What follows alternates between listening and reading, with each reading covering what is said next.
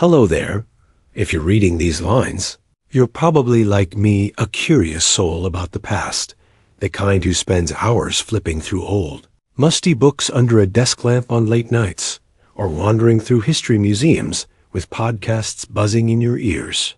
My name is Alex, a high school history teacher in a small seaside town in England, and history isn't just my job for me. It's a passion, sometimes an obsession. Recently, while preparing a lecture on the Middle Ages, I accidentally dove deep into a topic that kept me up for a few nights. The rack, or the torture rack. Not because of its brutality, though it truly is terrifying in its own way, but because it made me reflect on us humans, how ruthless we can be when power falls into our hands, and how those pains shape the world today. I remember the exact moment I first met the rack. It was on a drizzly October afternoon when I was browsing through an old book borrowed from the local library, The Tower of London, A History of Terror and Treachery by a local historian. The page opened to a sketch of a simple wooden frame with ropes wrapped around rollers and a brief description, a tool that doesn't kill instantly, but prolongs the trial until the soul breaks. At that moment, I was sipping a cup of Earl Grey tea, and suddenly I felt a chill down my spine. Not because of the image, the book had no graphic photos, but because of the thought. How many ordinary people like me lay on that, just for a whispered accusation? From there, I began my own research journey, reading stacks of materials from Britannica, BBC History, and even watching educational videos on YouTube from the Historic Royal Palaces channel. I want to share that journey with you today. Not to tell horror stories, but to reflect together on the lessons of history. We'll go from the origins of the rack, through its mechanics, its impact on people, famous victims like Guy Fawkes, comparisons to other punishments, the legacy it left behind. This is my personal story, a bit lengthy because I can't stop thinking, but I hope it sparks curiosity in you. My journey started with understanding the origins of the rack more deeply. I'm not one to dive into technical details right away. Instead, I like to begin with the big picture. The Middle Ages, from the 5th to the 15th century, was a chaotic period in Europe. Wars, plagues, and conflicts between the church and the state. Justice back then wasn't like today, no defense lawyers or scientific evidence. It relied on confessions, and torture was the fastest way to extract them. I used to think torture was just movie stuff, but when I read A History of Torture by Brian Innes, I realized it was legalized by ancient Roman law. The rack, or stretching bench, as the Romans called it, existed from ancient Greece, around the 6th century BCE. According to historians like Appian in Roman history, it was used to punish slaves or war prisoners, where executioners stretched the body to cleanse confessions before execution. I spent an entire weekend researching these origins, sitting by the window overlooking the gray sea with a towering stack of books. I imagined Roman arenas, where victims' screams mingled with the crowd's cheers. By the Middle Ages, the rack was upgraded thanks to the Inquisition courts of the Catholic Church, established in 1231 by Pope Gregory IX. I read Directorium Inquisitorum by Nicholas Aymeric, a dry 1376 document, and saw how it justified torture, temporary pain for eternal soul salvation. In France, it is called La Question, used in Paris trials from the 13th century. I wondered, if I lived back then, could I be a priest defending this? Or would I be the victim, just for reading a wrong book? In England, the rack became iconic after the Norman conquest of 1066. King Henry II legalized it through the Assize of Clarendon in 1166, allowing torture to extract confessions from criminals. I'd visited the Tower of London 2 years ago on a short family trip and stood before a model of the rack in the Torture at the Tower exhibit. The atmosphere was heavy, with audio narrations echoing stories of victims. The guide said the first frames were made from English oak, ropes from hemp fibers, and the turning crank from forged iron. Under Henry VIII, it suppressed religious reformers. Even Anne Boleyn was threatened by the variant Duke of Exeter's daughter in 1536. I remember my daughter, then 10, gripping my hand and asking, "Dad, why did people do that to each other?" That question haunted me all the way home, and it's what drives me to write this sharing. The development of the rack reflects societal changes, from a military tool in Rome to a judicial instrument in the Middle Ages. During the 100 Years' War, 1337 to 1453, it interrogated French prisoners, though Joan of Arc is more famous for burning. By the 16th century, with the Reformation, it targeted Protestants in Catholic England. King James I personally signed orders for it in treason cases, like the Gunpowder Plot. Its decline came in the 17th century, thanks to Cesare Beccaria in On Crimes and Punishments, 1764, who condemned torture as inhumane. In 1640, Parliament banned it, but the Tower of London still holds artifacts. Today, museums like the Medieval Torture Museum in Amsterdam display it for education. For me, researching the origins isn't just learning facts. It's facing the dark side of human history and wondering how far we've truly progressed. Once I grasped the origins, I moved to the part that took me the most time, the mechanics of the rack. I'm no engineer, but I like sketching diagrams on paper to visualize. The rack is a rectangular wooden frame, 2 to 3 meters long, 1 meter wide, raised off the ground by 4 sturdy legs to avoid friction. At each end are wooden or iron rollers wrapped in rough ropes.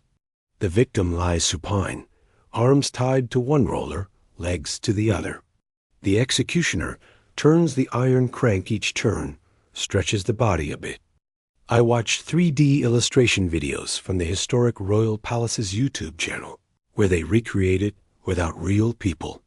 Initially, light turns stretch 5 to 10 centimeters, causing shoulder and hip tension, like soreness after a long run.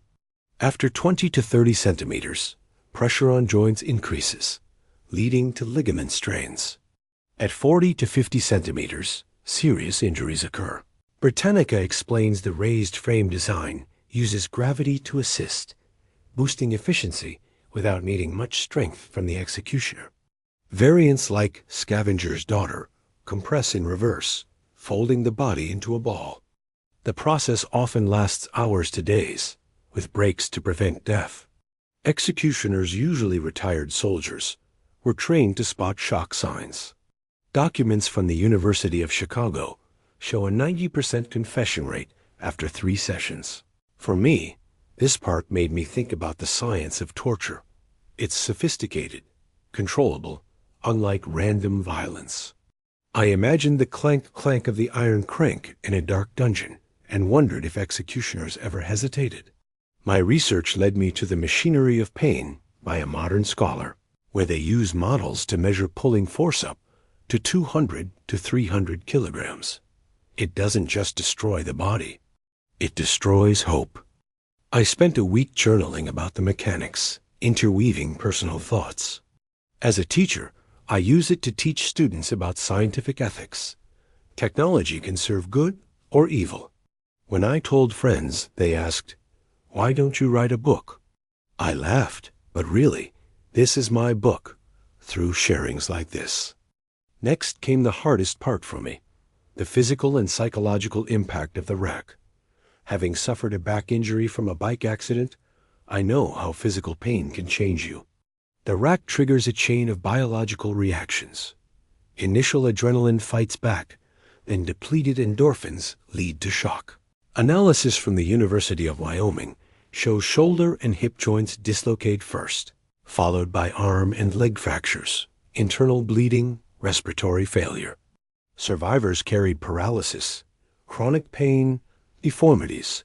I read records of John Lambert in 1555, tortured until he couldn't walk. Forensic medicine compares it to modern mechanical stress, leading to PTSD.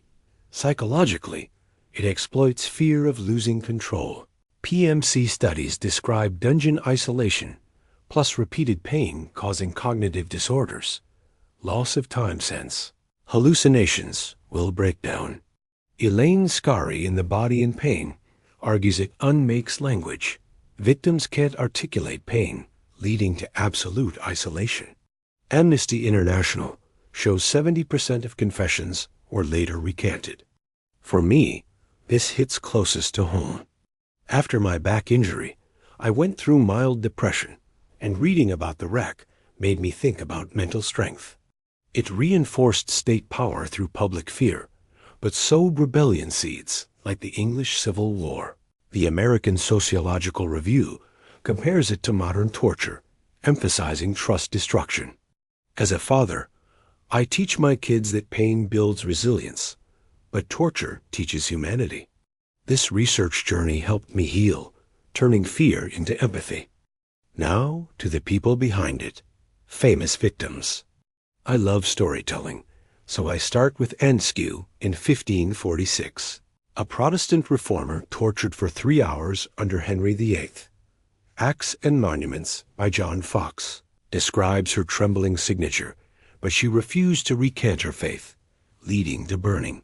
She's an icon of resilience for me, reminding that women in history are often overlooked. Owen Lambert in 1555, a pastor denying the real presence in the Eucharist, was stretched until bones broke, but debated theology with the bishop. His story inspires my teaching. Faith can transcend pain. Then Guy Fawkes, the one I spent a month researching. Born 1570, Fawkes joined the gunpowder plot of 1605 to protest Catholic persecution under James I. Caught with 36 barrels of gunpowder, he used the alias John Johnson. The king's order put him on the rack on November 6th, lasting 3 days. Initial tension, joint injuries, then confession. His distorted signature is proof. Fawkes was executed on January 31st, 1606, by hanging and quartering, but jumped from the gallows to end it quickly. The foiled plot birthed Guy Fawkes Night, a fireworks festival I loved as a kid. I watched V for Vendetta and saw Fawkes as a freedom symbol. Research from the Medial Torture Museum lists over 200 cases, mostly dissenters. These stories don't scare me. They make me admire human strength. Comparing the rack to other punishments helped me see the full picture. History Extra lists over 50 methods. Burning at the stake kills quickly but wholly. Breaking wheel crushes over days. Flogging scars for minor crimes. Pillory shamus socially. Impalement lingers through infection. The rack stands out for its science. Pausable for confessions, fitting Inquisition law. PMC calls it preferred because it avoids permanent death. I made a comparison table in my notebook. The rack prolonged, psychological, burning fast, deterrent. It reflects medieval society, pain as control. For me, comparisons teach that every punishment mirrors societal values, and we must choose humanity. The rack's legacy transcends the Middle Ages, influencing modern law. It fueled the 18th century abolition movement, the French Declaration of the Rights of Man 1789, the Geneva Conventions banned similar methods, and Abu Ghraib reminds of consequences. Fawkes evolved from criminal to icon via the V-mask. The lesson: torture destroys society, breeding hatred.